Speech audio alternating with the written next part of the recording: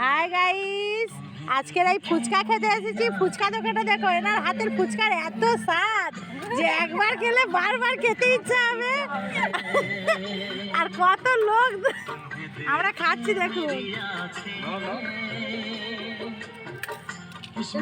আমার এই কথাটা শুনে ফুচকা দোকান আমার মুচকে মুচকে হাসছে। বাড়ির সামনে যদি এই রকমই ফুচকা দোকান আসে তাহলে কি আর চুপ করে থাকা যায়?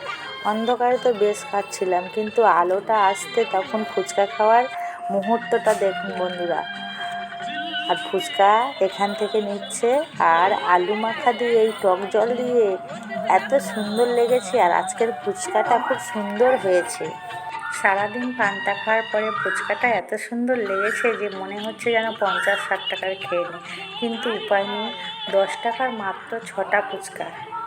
দোকানদারদেরকে খুব অনুরোধ করছিলাম যে আর একটু বেশি দাও, কিন্তু আমরা এতগুলো খাচ্ছি বলে আমাদের 10 টাকার সবাইকে 7টা করে দিয়েছে। তারপরে একটা এক্সট্রাও আছে। ফুচকা দোকানটা চিনে নাও।